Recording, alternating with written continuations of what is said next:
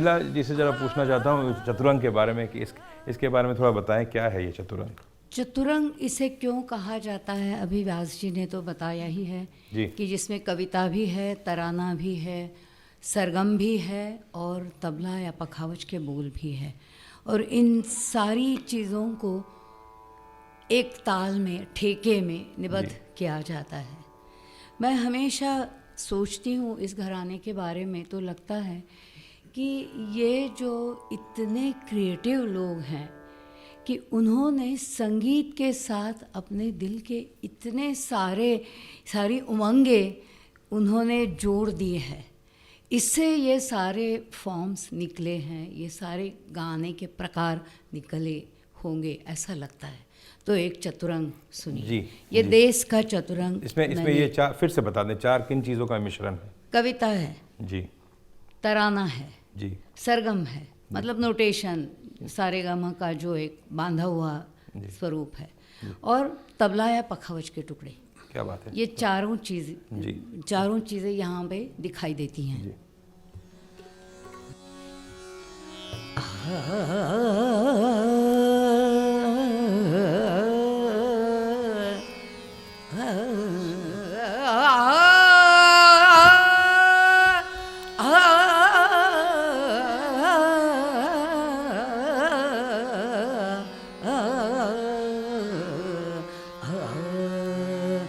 चतरंग को गावे रसरंगत सो, चतरंग को गावे रसरंगत सो, चतरंग गावे रसरंगत सो, चतरंग को गावे रसरंगत सो, चतरंग गावे रसरंगत सो, करतीवर कोमल देखभाल और करतीवर अति कोमल सुर से न्यारो न्यारो सुर संगल सो, चतरंग को गावे रसरंगत सो, चतरंग को गावे रसरंगत सो।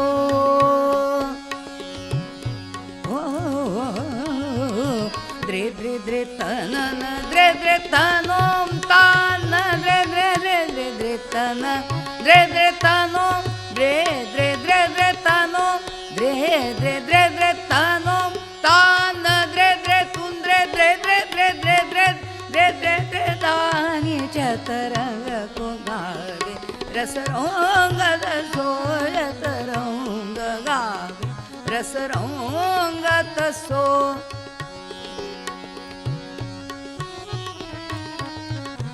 उनचास कूटतान तिनके,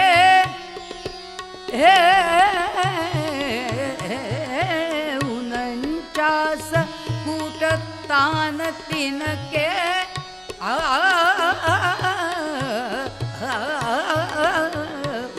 उनचास कूटतान तिनके, उनचास कूटतान तिनके, कठिन रंगीले गौरे मम पपनी निसा सारे सानी रपम धाकिटक धूमकिटक धितार धितार धिता किड़नक नक धीर किड़नक तक धीर किड़नक तक धांत धा, चतरंग को गावे रसरंगत सो, चतरंग को गावे रसरंगत सो, करतीवर कोमल देखभाल और करतीवर अति कोमल सुर से न्यारो न्यारो सुर सो, चतरंग को गावे रसरंगत सो, चतरंग को गावे चतरंग को गावे चतरंग को गावे रसरंगत सो।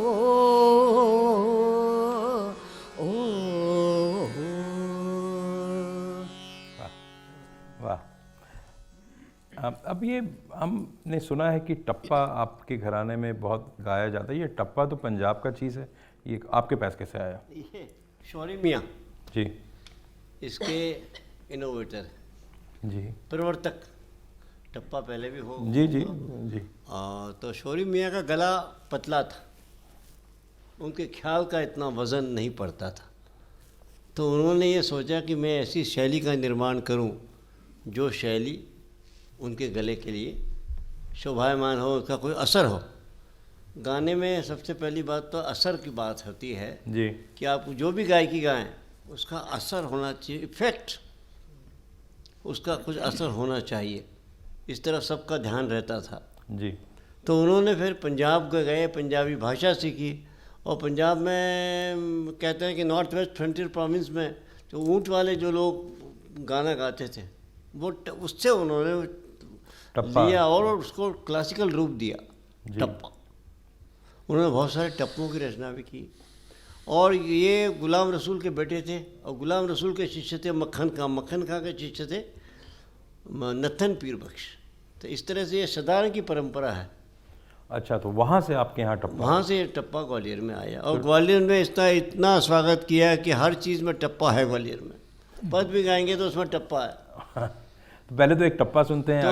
तो टप्पा, तो दूसरी बात ये टप्पा भी हिंदुस्तान में बहुत पॉपुलर हुआ। बंगाल में निधु बाबू, उन्होंने बहुत सी बंगाली भाषा में टप्पा को रचना बनाई की। और रविन्द्रनाथ टैगोर और काजी नजरुल इस्लाम ने भी टप्पा के भाव पक्ष को अपने गानों में शामिल किया है। क्या बात है।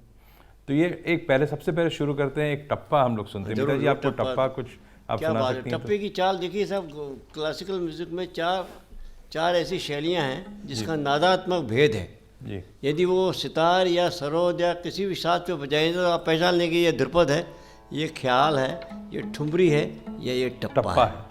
तो टप्पा का अपना एक अलग पहचान है। जी जी, वही मैं बोल रहा हूँ। तो मीता जी आप कुछ टप्पा सुनाएंगे अभी? जी, कोशिश करती हूँ। कौन सा आप सुनाना चाहते हैं? एक आपको काफ़ी पर काफ़ी मैं सुना रही हूँ टप्पा। दिल ले जानदा वे मियाँ, चिर वाले जुल्फी वाले। नायक का बड़ा खूबसूरत वर्णन है इसमें।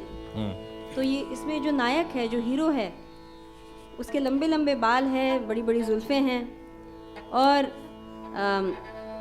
शोरी मियाँ का ये टप्पा है। शोरी गले विच मोतियों दी माला, तो वो गले में जो है वो पर्ल का नेकलेस पहनते हैं वो, और कानों में बुंदी पहनते हैं। तो ये उनका बड़ा खूबसूरत वर्णन इस टप्पे में है।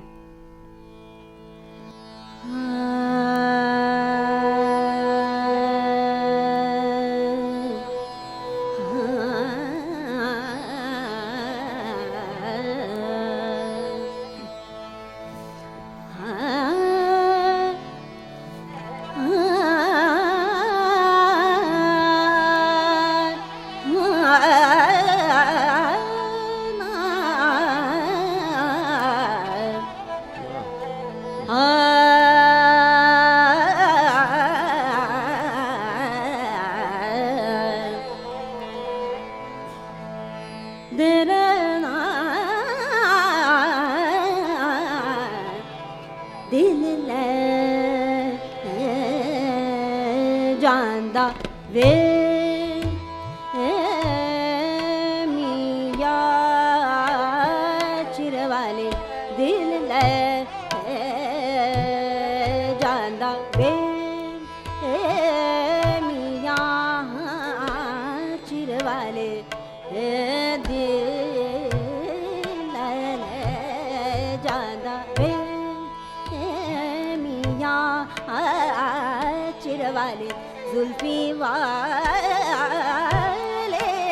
दिल ले जांदा वे मियाँ चिर वाले जुल्फी वाले दिल ले जांदा वे दिल ले जांदा जांदा वे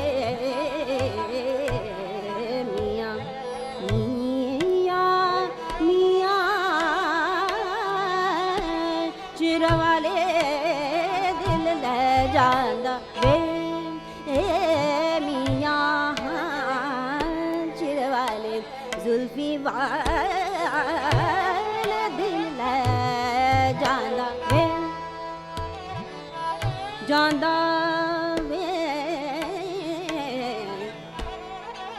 ਚਿਰ ਵਾਲੇ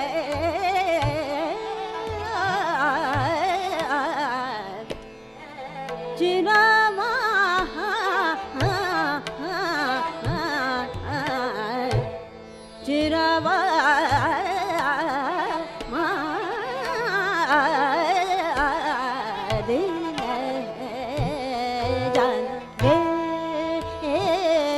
मियाँ चिरवाले दिल ले जाना शोरी गले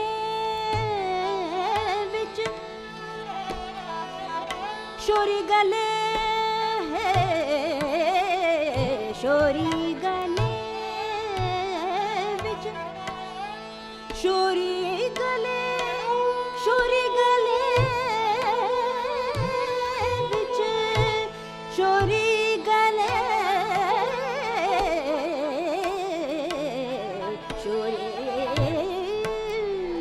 शोरी गले विच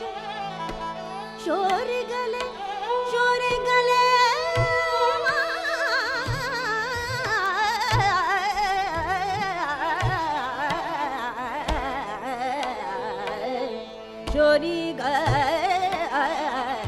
शोरी गले विच मोतियों दी माला कन्ना विच सोहे बुंद वाला शोरी मियाँ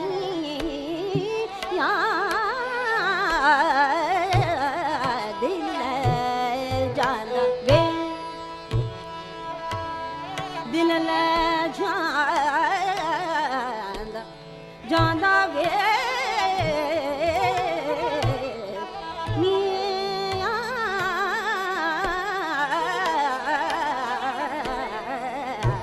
दिल ले जाना वे जाना वे जाना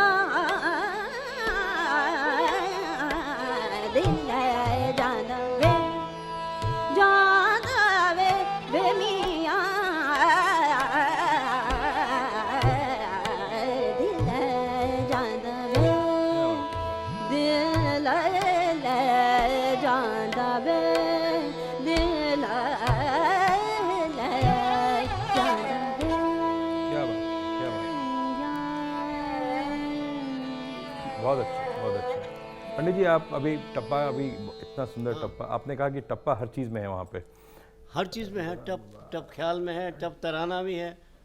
तो ये टप ख्याल क्या होता है? टप ख्याल यानी ख्याल में टप्पे के पुट टप्पे के पुट या मतलब देखिए, ग्वालियर में रोज़ गाना सुनने की महाराज भी सुनते थे और आम जनता भी सुनती थी। और मैं तो उसका आखिरी पीरियड देखा है 40 से। जी। तो हफ्ते में 3-4 महफिलें होती थी रात भर की। कोई पैसे का लेन देन नहीं था, गवैया आके गाते थे, लोग उसको आदर से बुलाते थे, प्यार देते थे। और फिर गवैया रात भर गाते थे, बाप रे बाप, ऐसे एक के बाद एक गाना, उसमें तो गाने का रंग चढ़ता है। जी, जी। आप एक टप ख्याल जी सुनाता हूँ जी।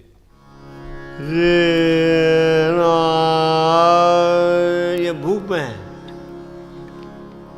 वजह बहुत रागों में है, मैं भूप का सुनाता हूँ जी। अच्छा है वो जी। और वो मुल्तानियों की भाषा है उसमें।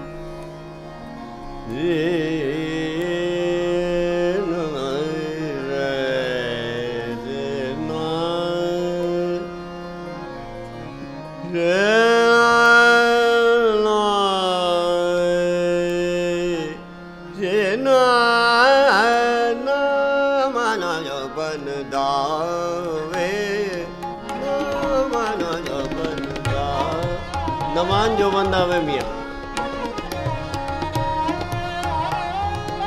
नजर बताता हूँ, बोलो उसके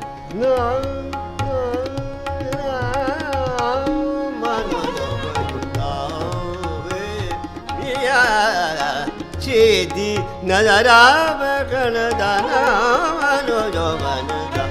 सिद्धि नजर वेखदा।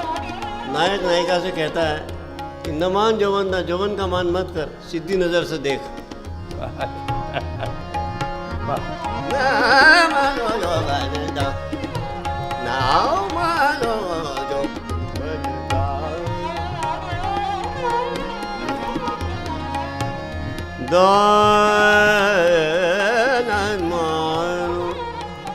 मानो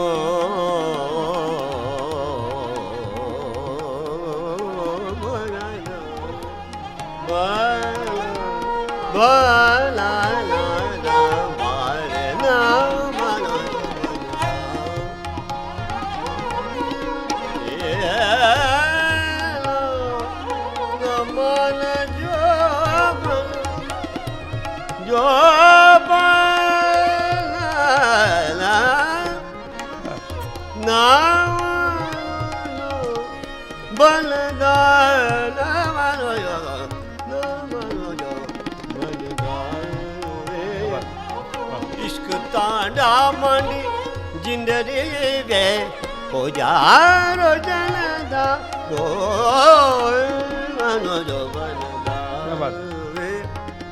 ना मनो जो बनदा ना मनो जो बनदा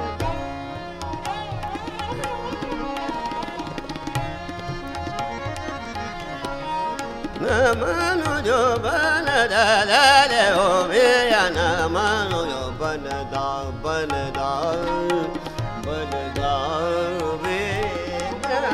mano yo banada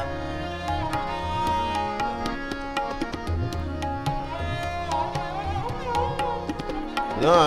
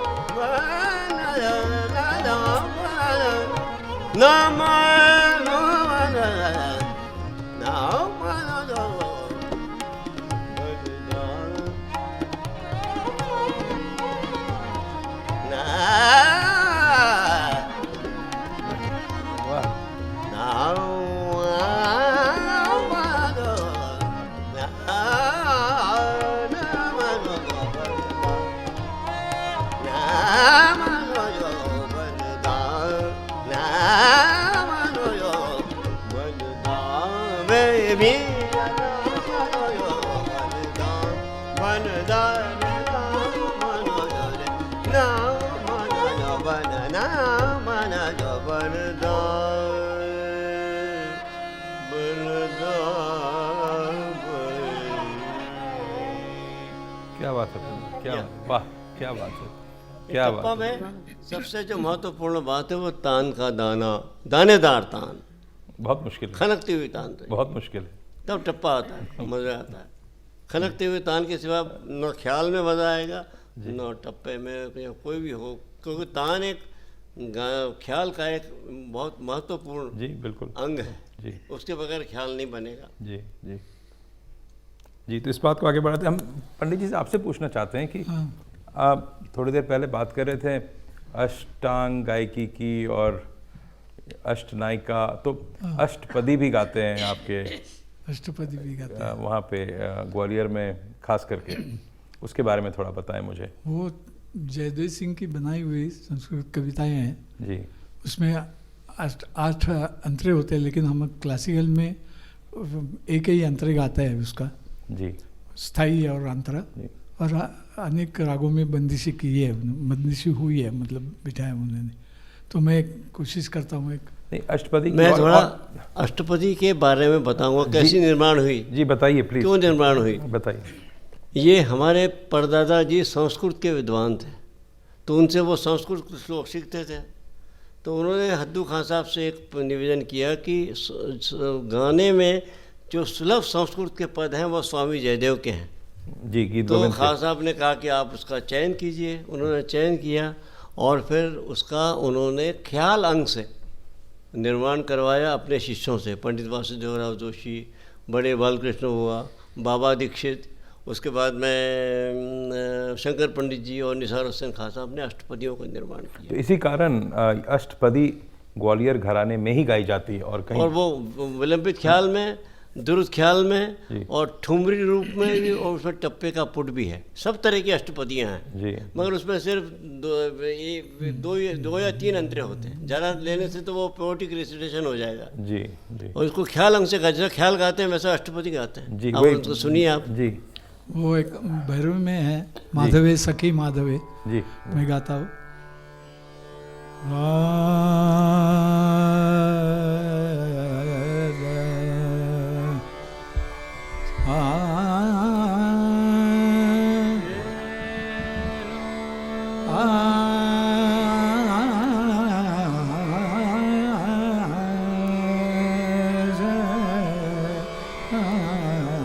इसमें भी टप्पे का अंग काफी है। जी, वो पंडित जी ने भी बताया कि हाँ।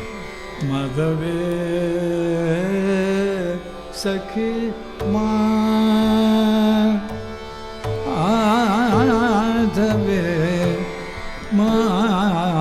माधवे सखी माधवे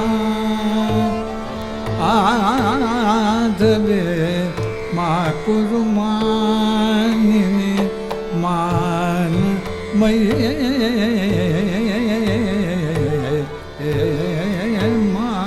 माधवे सखी माधवे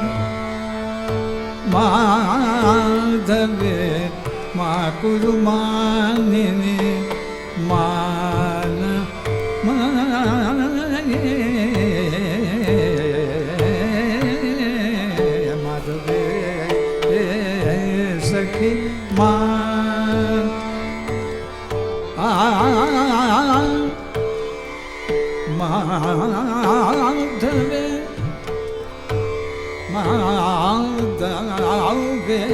सखी माधवे माधवे सखी माधवे सखी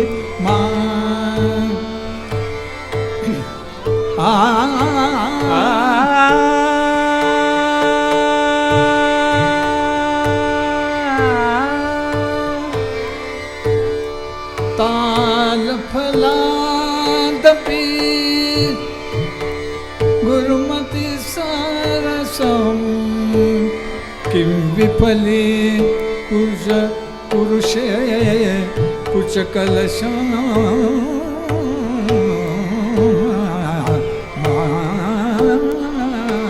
माधवे सखी माधवे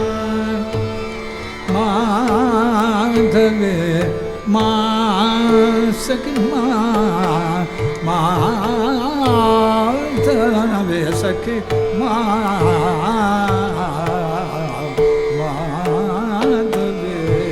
सखी क्या बात है, क्या बहुत अच्छे, बहुत अच्छे।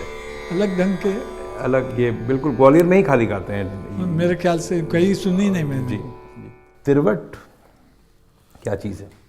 हमने सुना है कि बहुत ग्वालियर की अगेन एक खास जी हाँ, अलग चीज़ है ये।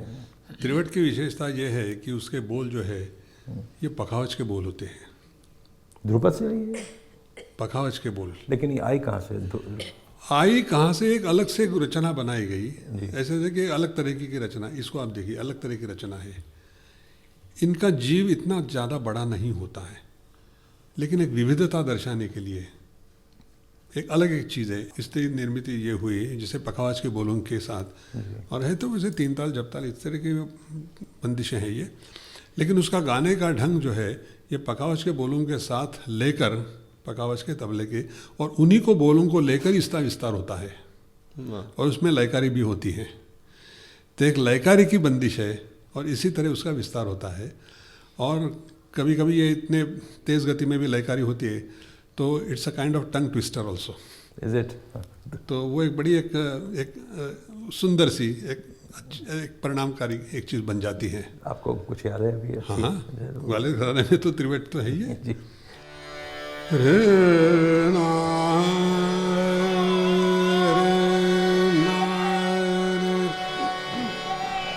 रे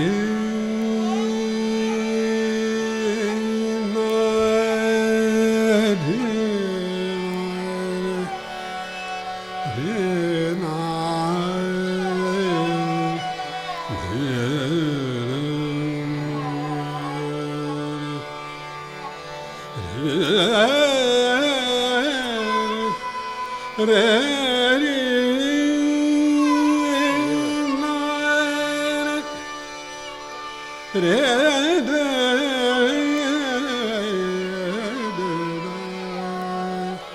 रे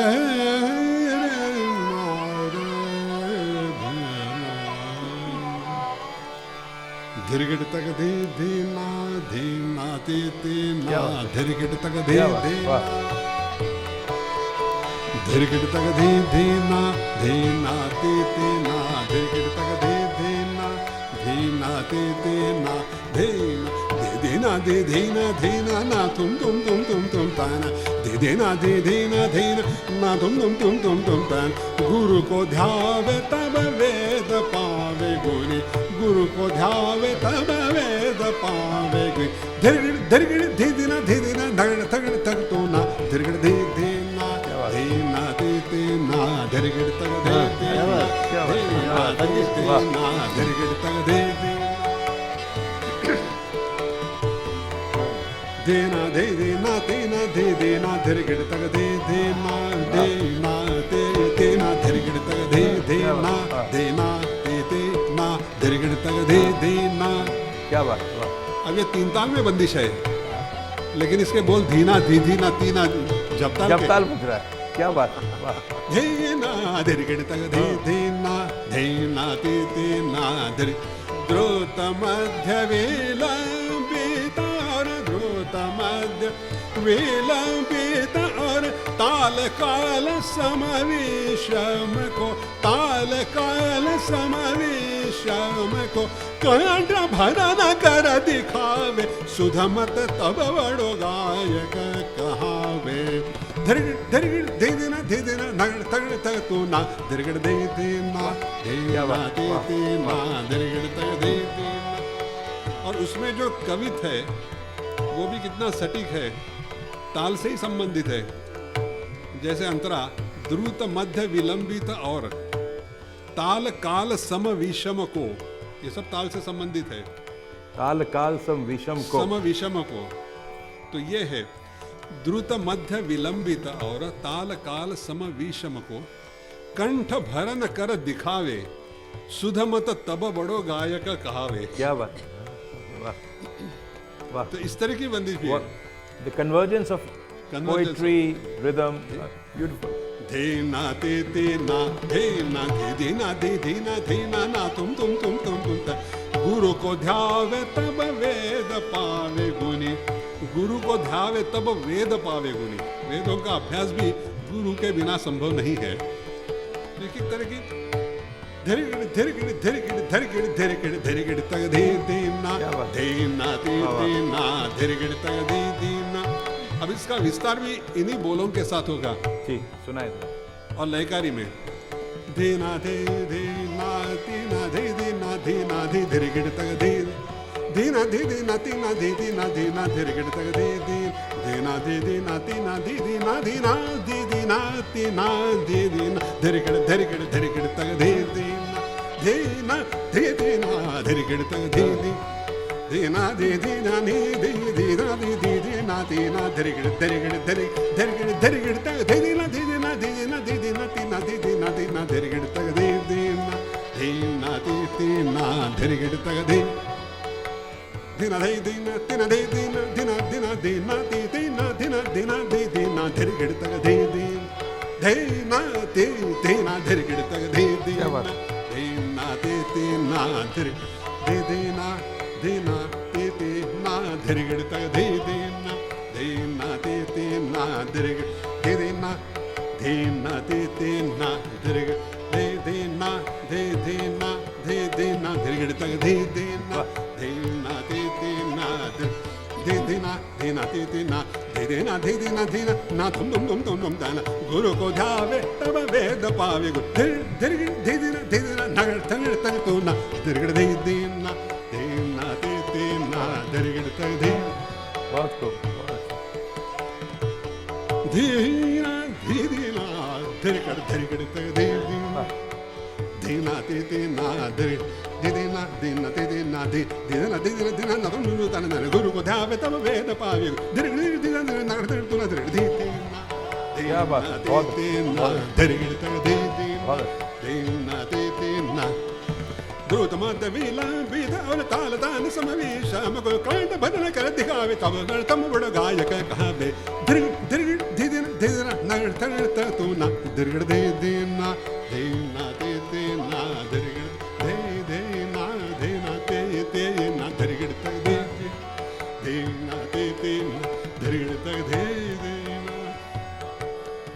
मतलब थोड़े संगीत समय में में एक सारे चमक रस आते हैं। हाँ? इस त्रिवट को सुनते हुए मन में आता है कि इसमें हास्य रस का भी अंदाज छोड़ा नहीं है इन सभी क्रिएटिव है। लोगों ने। लयकारी लयकारी से उत्पन्न होने वाले भाव, ये इसकी विशेषता है। अलग अलग तरह की लयकारी से गाइए, तान भी लयकारी की ताने कीजिए, इसमें दुगुन से भी करिए और अनेक तरह की और भी लयकारी दिखाइए। जैसे तीन ताल में बोल जो है झपताले के बोल, तो झपताले का अंदाज भी बोलों के साथ उसमें लाइए। क्या बात, बहुत बहुत तो ये अलग अलग तरीके से भाव प्रदर्शन लयकारी की गायकी के साथ, बहुत अच्छा, तो ये त्रिवट की विशेषता है। बहुत अच्छा। और एक ग्वालियर घराने में कई ऐसे त्रिवट हैं, जी जी एक नहीं इस तरह के और भी त्रिवट हैं, जी, तो उनकी इस तरह की बात बनती है, बहुत अच्छा। विविधता। विविधता, इसी की बात ही हो रही है अभी हम लोग की, विविधता की। विक्रम जी, जी कला के वैसे 3 मुख्य पक्ष हैं, जी स्ट्रक्चरल, डेकोरेटिव और एक्सप्रेशनल। ये तीनों पक्ष इन बंदिशों में मिलेंगे, सब प्रकारों में। बिल्कुल बिल्कुल, that is true, is very composite, बहुत कॉम्पोजिट आर्ट फॉर्म है ये। और ये बंदिशें जो पुरानी टकसाली बंदिशें हैं, इनका बड़ा ही महत्व है और ये बहुत ही सुंदर है। जब भी गाओ तो नित्य नवीन है, ये फ्रेश लगते हैं बिल्कुल हमेशा। नित्य नवीन है। ये सुंदरता की एक हमेशा व्याख्या जी। है, जो नित्य नवीन लगे। तो आदित्य, ये झप ताल में के बोल 3 ताल में सुन के आप इंस्पायर्ड तो हो गए होंगे। ज़रूर ज़रूर। तो आप तराना सुनाइए इस इंस्पिरेशन में। हाँ ज़रूर। मैं आपके सामने एक राग केदार में 3 ताल में एक पारंपरिक तराना है, नादर दरदानी तदानी, तो जी, ज़रूर। वो मैं आपके सामने प्रस्तुत करने की कोशिश कर रहा हूँ। सुनाए। तराना के बारे में एक 2 शब्द में जरूर कहना बोलिए। चाहूँगा। तराना एक ऐसा एक फॉर्म है जो बन गया है और पूरी तरह से सांगीतिक फॉर्म है। अब उनके शब्दों को लीजिए तो तोम तना नना रिता नना ताला वे सारे शब्द है, तो इससे आघात है, हर एक अक्षर से आघात मिलता है, तो उसकी लय की निर्मिति होती है। तो ये तोम तना ने कहा जाता है कि जो जिस शब्दों से संगीत की शुरुआत होती थी वेदकालीन से, ओम अनंत हरि नारायण जी, उसके ही एक डिस्टॉर्टेड ओम तना नना इस तरह के है, जिनको कहते कि कोई अर्थ नहीं होता, निर्गीत भी कहे जाते हैं। तो इसके निर्गीत शब्दों को लेकर एक गीत बनाया गया, तो ये है। तो ये इसका कोई वैसे अर्थ नहीं, इसका मतलब ये भी है कि आप चाहे जो अर्थ है इसके साथ जोड़ लीजिए जी, पूरा, इसे टोटल फ्री फॉर्म। तो ये हो गए। तो इससे प्रभावित होते हुए ओम अनंत हरि नारायण, चलो हमारे अली अल्लाह उनको भी साथ जोड़ देते, टोटल सेक्युलर हो गया। बहुत तो यलली यलली योम लोम लल लल, ये उन्हीं के शब्दों के शब्दों साथ में से है। उसके तराना में आ गए हैं। जी, इसके साथ बीन वालों बीनकारों ने ये कहा कि ये इससे जरा हमारे भी कुछ शब्द जोड़ दीजिए, तो दिर दिर दिर तो ओम तना दिर दिर दिर दिर दानी दिर दिर, ये सब बीन से आ गए दिर दिर। तो ऐसा एक तराने का एक फॉर्म बना कि जिसका अपना कोई अर्थ नहीं, इसलिए किसी भी तरह से अर्थ उसको जोड़कर कलाकार गा सकते हैं, गायक गा सकते हैं, अपना खुद का अर्थ उसमें जोड़ सकते हैं। और इस तरह का एक सुंदर सा एक बना है और इतना आकर्षक बना कि अलग अलग दूसरे जो आर्ट फॉर्म है उन्होंने भी इसको ले लिया, तराने को नृत्य में नाचने लगे। जी, तिल्लाना के रूप में दक्षिण में भी गया ये फॉर्म। तो अलग अलग इसका उतना सुंदर उसका रूप बना कि वो गाते गाते कोई थकते नहीं है। जी, बिल्कुल। It's always a challenging form. तो नए नए जो Because of the creations freedom you get to incorporate total everything freedom, somehow. Total freedom. और ये भी लयकारी की गायकी। जी, बिल्कुल। तो इसीलिए वैसे हमने कहा कि ये अपना झाले का झाला साज में बजता है और ये गले से बजता है। जी, झाला तंत्रकारी वो तंत्रकारी का एक तोड़ हिस्सा है। जी, आदित्य सुनाए।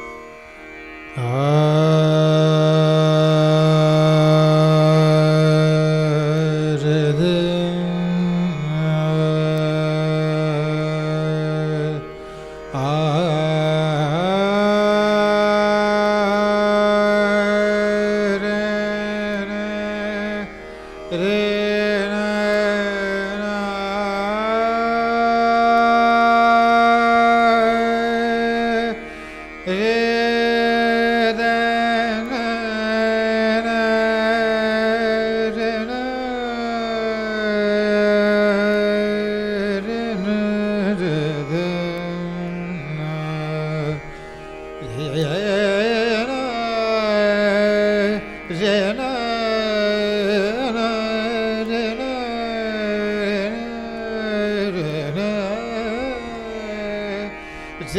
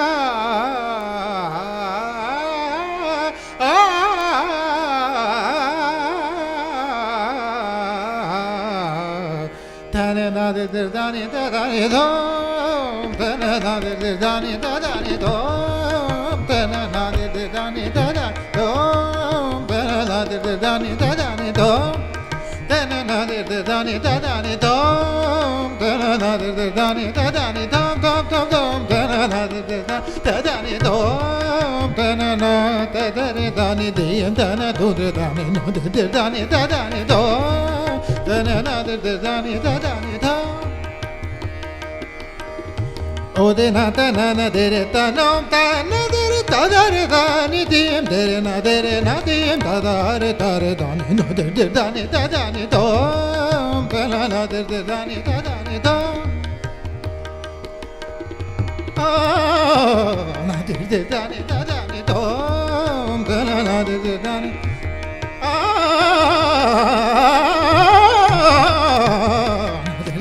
da da ni do na de da ni da da ni do de tom da na na na da na na da na na da na na na na na na na na na na da na na na na da na na de da ni da da ni do। ये तराने को develop करने की खास शैली है। इसमें तराने के जो अल्फाज हैं उसी को लेके आप आगे डेवलप करते हैं। इसमें आलाप या बंदिश में जैसे आलाप गाते हैं उस तरह से नहीं, तराने के अल्फाज को लेके ही आप आगे डेवलप करते जाते हैं। तो उसी की एक कोशिश है।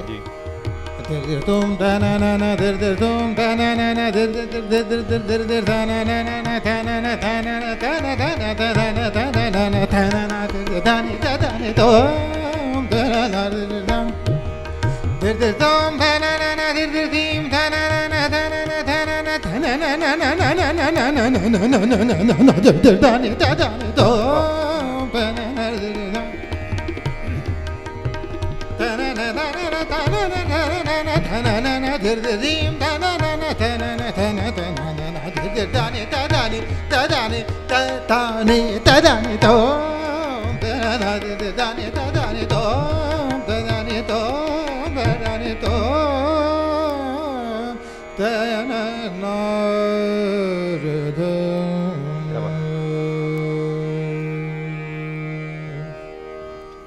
मीता जी, ये तराना के भी बहुत वेरिएशंस हैं आपके घराने में। जी हाँ। तो कुछ क्या है वेरिएशंस एक अभी तराने की तराना बात गा शुरू रहे हुई थे तो इसलिए हमने मुझे पूछा। एक रास तराना याद आ रहा है। रास तराना जो है ये कथक के बोलों के साथ पखावज के बोल, इस प्रकार के बोल होते हैं जो कि उसके भाव वगैरह देकर इसको ये गाया जाता है। तो ये मैं आपको एक बुक का एक मुखड़ा सुनाती हूँ। जी।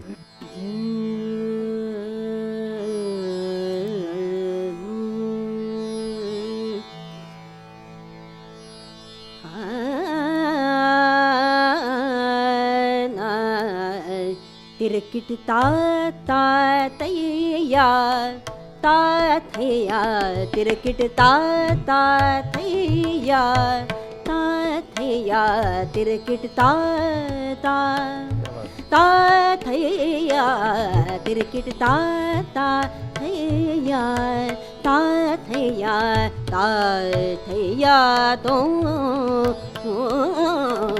तिरकिट ता ता थैया ता थैया तक थूम तक तिट तक धिलांग तक दीम दीम तोम तोम तदे नाम जगत में आता थैया तोम तोम थैया धा तिरकिट तक थैया धा तिरकिट तक थैया तिरकिट ता ता थैया ता थैया तिरकिट ता।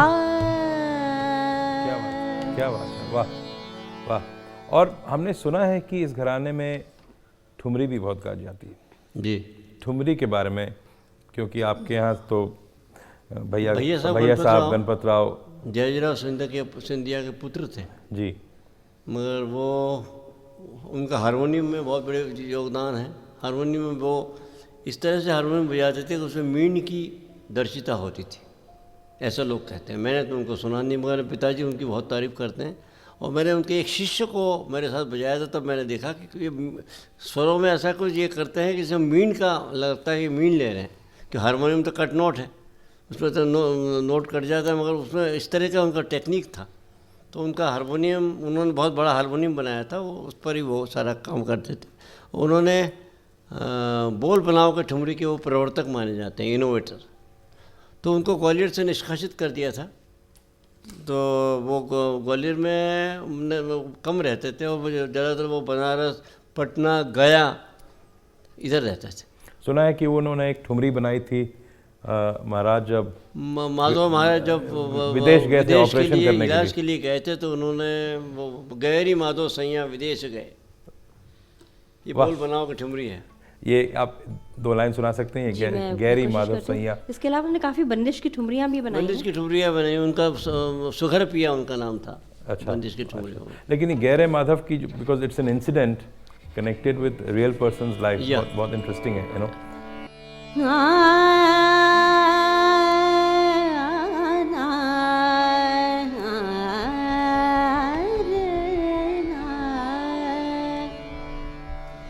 गैरी माधो सैया, गैरी माधो सैया है राम,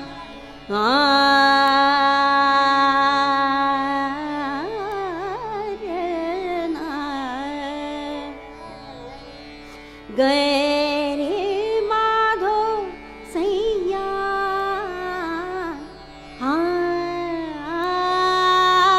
विदेश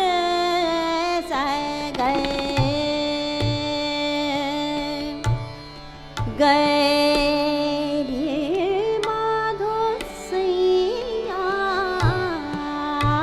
विदेश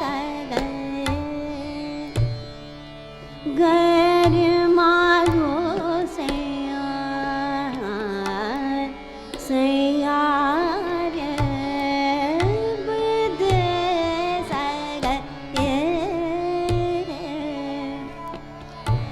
अपना पतियन भेजू है, जो गन भेसलिए गैरी माधो सैया, विदेश क्या बात है। गैरी माधो सैया राम, सैया विदेश सैया विदेश विदेश है, लिख लिख पतिया, लिख लिख पतिया, लिख लिख पतिया रे, लिख लिख पतिया भेजू सैया को, लिख लिख पतिया, पतिया लिख लिख पतिया, पतिया पतिया रे रे, लिख लिख पतिया भेजू सैया को, कैसा जोग लिए, कैसा जोग लिए गैरी माधो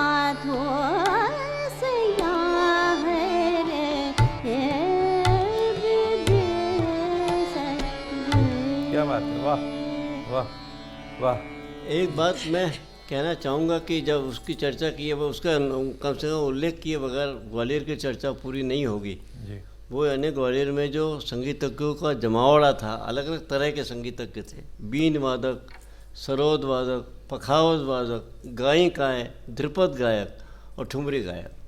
तो इनका थोड़ा सा जिक्र होना इस परंपरा में ज़रूरी है। बहुत तो देखिए, सरोद वादकों में उस्ताद हाफिज अली खान साहब का परिवार था, जी और पखावज वादकों में अपने कुदो सिंह थे, और फिर पंडित परवत सिंह का परिवार था, और बीन वादकों में बंदे अली खान साहब थे, और सितार वादकों में उस्ताद अमीर खां थे और बाबू खां साहब थे, और ध्रुपद गायकों में पंडित चिंतामणि मिश्र, पंडित नारायण शास्त्री थे, और ठुमरी गायकों में भैया साहब गणपत राव, और गायिकाओं में ततैया, चुन्ना, गौरी मंगो, सुखिया, चंद्रभागा, जो कि भैया साहब गणपत राव की माँ थी।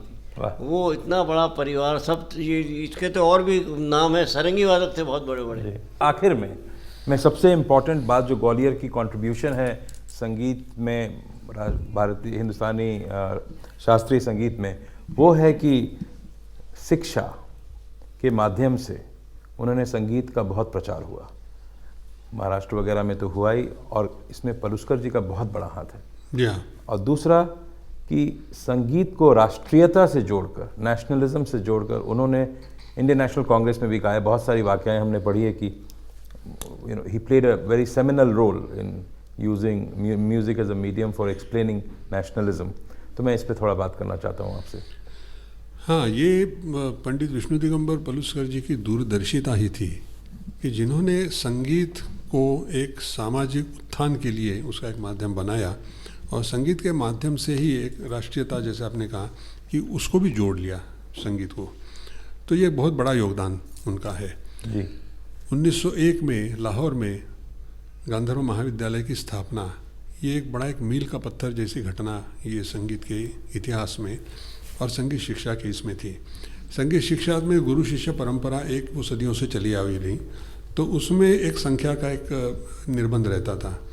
लेकिन जैसे संगीत एक समाजोन्मुख हो गया, राजमहलों से, दरबारों के इसमें से निकलकर ये जनता के सामने लाने का बहुत बड़ा कार्य पंडित विष्णु दिगंबर जी पलुस्कर ने किया। और इसी में इसी का एक हिस्सा था कि सभी सामान्य लोगों को भी संगीत की शिक्षा उपलब्ध करा देना। तो उससे गंधर्व महाविद्यालय की स्थापना की। He liberated music. He liberated music from its whatever its confines were. Yeah, from the the courts. limitations and the limitations of घराना system and the courts. तो ये एक बहुत बड़ा कार्य था। उसके साथ साथ उन्होंने ये भी दिया कि संगीत सीखने के इच्छुक जो वर्ग था, युवा वर्ग, तो उसमें महिलाएं भी थी। वेरी इंपॉर्टेंट तो रोल। उनको महिलाओं को भी संगीत शिक्षा सुलभ कराने का कार्य करने का उन्होंने एक प्रयास किया, और उसमें सबसे पहले उन्होंने संगीत की शिक्षा अपने पत्नी को दी। अच्छा। और इसीलिए कि वो महिलाओं को संगीत शिक्षा आगे चलकर दे। तो एक ये सूत्रपात महिलाओं को इसके साथ संगीत की शिक्षा के साथ लाने का, उस परिधि में लाने का एक सूत्रपात उन्होंने शुरू किया। और आगे चलते अब इसका तो वटवृक्ष हो गया है संगीत शिक्षा का। जगह जगह संगीत के विद्यालय खुले हैं। अब ये आक्षेप ज़रूर होता है कि संगीत विद्यालयों में से कितने तानसेन पैदा किए, लेकिन एक बिल्कुल अलग बात है। तानसेन तो गुरु शिष्य परंपरा में इस तरह से होते हैं, इसमें तो कोई नकारने वाली बात ही नहीं। बहुत लोग सुनने वाले, बहुत सारे सुनने वाले कानसेन, पंडित जी खुद कहते हैं कि तानसेन तो जन्म से पैदा होते हैं, लेकिन हम यहाँ उन कानसेनों को तैयार करते हैं कि जिनके बगैर तानसेन की कोई कीमत नहीं। बिल्कुल बिल्कुल ठीक बात है। तो ये बात है। और इससे, और हम भी कलाकार होते हुए भी यहाँ पर कलाकार है, हमारा भी इस तरह का अनुभव ये होता है कि सामने सुनने वाले अगर अच्छे सुनकार होते हैं, अच्छे जानकार होते हैं, तो हमारी पर एक तरह का एक रिस्पॉन्सिबिलिटी आती है कि हम अच्छे से अच्छे तरीके से हमारी कला प्रस्तुत करें। और इसको सुख संवाद कहते हैं। सुख और संवाद, इसी से फिर सुख कला संवाद, की, सुख संवाद, इसी से कला का स्तर बढ़ता है जी। अगर सामने अच्छे सुनने वाले नहीं हो, सर्वसाधारणपणे जो बिल्कुल सुनते नहीं, अनदेखी करते, तो उसमें वहाँ क्या गाना, क्या करना। तो मैंने कि Gwalior is a foundational gharana, exactly, from where all other gharanas have drawn inspiration. तो इसकी लेकिन इंस्पिरेशन ये भी एक ग्वालियर अलग से तरीका है प्रचार का। हाँ। तो जैसे Punjab, all the other gharanas have drawn their inspiration from Gwalior. Yeah. ये तो it is a known fact. तो इसलिए गंगोत्री पलुस्कर जी ने एक तरफ गुरु शिष्य परंपरा के उससे एक से एक धाकड़ शिष्य तैयार किए कि जो आगे चलकर बहुत बड़े गायक बने, ये भी तैयार किए, और साथ में ऐसे हजारों कानसेन तैयार किए कि जो एक संगीत, पूरी संगीत शिक्षा का, संगीत जगत का आधार भी बन गए।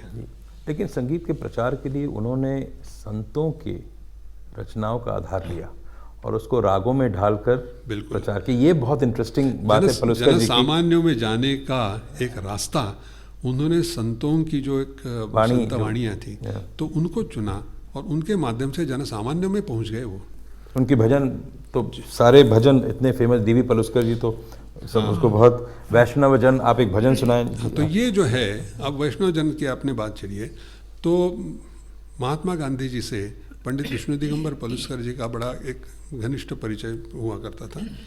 और जब साबरमती आश्रम की स्थापना महात्मा गांधी जी ने की, तब उन्होंने पंडित पलुस्कर जी को एक निवेदन किया कि आप अपने शिष्यों में से एक योग्य शिष्य आप वहाँ नियुक्त कर दीजिए, और जो कि आश्रम वासियों को संगीत की शिक्षा देगा और सुबह शाम की प्रार्थना संचालित करेंगे, भजन वगैरह सिखाएंगे। हमारे आश्रम में संगीत का होना ज़रूरी है। तो इस तरह से पंडित पलुस्कर जी को निवेदन किया, तो उन्होंने अपने वरिष्ठ शिष्यों में से एक पंडित नारायण मोरेश्वर खरे, उनको वहाँ भेजा, और ये इस कार्य के लिए। तो खरे जी वहाँ गए और वहाँ इस कार्य में लगे। तो उनको वहाँ जाकर ये पता चला कि पंडित ये गांधी जी का एक अत्यंत प्रिय भजन है, वैष्णव जन तो तेने कहिए। ये गुजराती काठियावाड़ उस तरफ का एक लोक धुन पे आधारित एक भजन है। नरसिंह मेहता संत, उनका भजन है, और वो गांधी जी को बहुत प्रिय भजन है। तो उन्होंने कहा इस भजन को हम आश्रम वासियों को सिखाएंगे। तो वो भजन जो था, वो काठियावाड़ी लोक शैली में वो भजन इस तरह एक तारी पे गाया जाता था। उसको जो खमाज में बांधा गया, खमाज राग में बांधा गया, वही मैं कह रहा था कि उनको रागों में वो बांध पहला उसका रूप इस तरह था। और ये धुन जो है वो अभी भी काठियावाड़ के लोक संगीत में सुनाई देती है, सौराष्ट्र काठियावाड़। है वैष्णव जन तो तेने कहिए जे, पीड़ पराई जाने दे। एकदम ऊपर से शुरुआत। है वैष्णव जन तो तेने कहिए जे, पीड़ पराई जान दे। पर दुखे उपकार करे तो ये, मन अभिमान न आने दे। हे वैष्णव जन तो तेने कहिए जे, पीड़ पराई जान दे। ऐसे एक तारीख के साथ गाने का एक वहाँ का रिवाज। तो इसी को उन्होंने खमाज में कैसे किया? इसी को खमाज राग में निबद्ध करके ये भजन सामने आ गया जी। और ये भजन की, ये स्वरों की रचना पंडित विष्णु दिगंबर पलुस्कर जी के प्रिय शिष्य पंडित शंकरराव व्यास उन्होंने की। वो संगीत बड़े उच्च दर्जा के संगीत रचनाकार थे। कई बंदिशों का उन्होंने निर्माण किया और फिल्मों में भी उन्होंने शास्त्रीय रागों पर आधारित संगीत दिया। और उनको एक किताब था आधुनिक सदारंग, ऐसे उनको एक किताब मिला था। तो उन्होंने रचना इसमें पंडित नारायण मोरेश्वर खरे जी को साथ कर ये रचना ये बनी है। सुनाए वैष्णव जन तो तेने कहिए जय, वैष्णव जन तो तेने कहिए जय, पीड़ पराई जान रे, पीड़ पराई जान रे। पर दुख उपकार करे तो, पर दुख उपकार करे तो मन अभिमान रे, मन अभिमान रे। वैष्णव जन तो तेने कहिए जय, वैष्णव जन तो तेने कहिए जय। सकल लोक मास्तुने वंदे, सकल लोक सहुने बंदे निंदा न करे के वीरे, निंदा न करे के वीरे, वाच काछ मन निश्चल राखे, वाच काछ मन निश्चल राखे, धन धन जननी तेन रे, वैष्णव जन तो तेने कहिए जय, पीड़ पराई जान रे, पर दुखे उपकार करे तो ये मन अभिमान मान रे, वैष्णव जन तो तेने कहिए जय, वैष्णव जन तो तेने कहिए जय, पीड़ पराई जान रे, वैष्णव जन तो तेने कहिए जय। वक्त बहुत कम है और आखिरी में मैं चाहता हूँ एक बात कहूँ कि हिंदुस्तान की सबसे प्रसिद्ध भजन जो है रघुपति राघव, उसको पलुस्कर जी ने आपकी गायकी का रंग देकर बहुत ही अनमोल कर दिया है। तो वो हम चाहेंगे कि अंत में हम लोग सब कोई उसको अगर गा के इस प्रोग्राम को ख़त्म करें। रामधुन पंडित पलुस्कर जी अपने हर कार्यक्रम का, सांगीतिक कार्यक्रम का समापन इस रामधुन से करते थे। ये उचित होगा कि हम लोग भी इसी तरह। हाँ, और ये रामधुन न केवल वो गाते थे, वो सबको गवाते थे साथ में। और ये रामधुन राग गारा में निबद्ध है। क्या बात है। और गारा और उसके साथ थोड़ा झिंझोटी, इस तरह के मतलब रागों में ये निबद्ध रामधुन है जी। तो शुरू करें मध्यम। जरूर।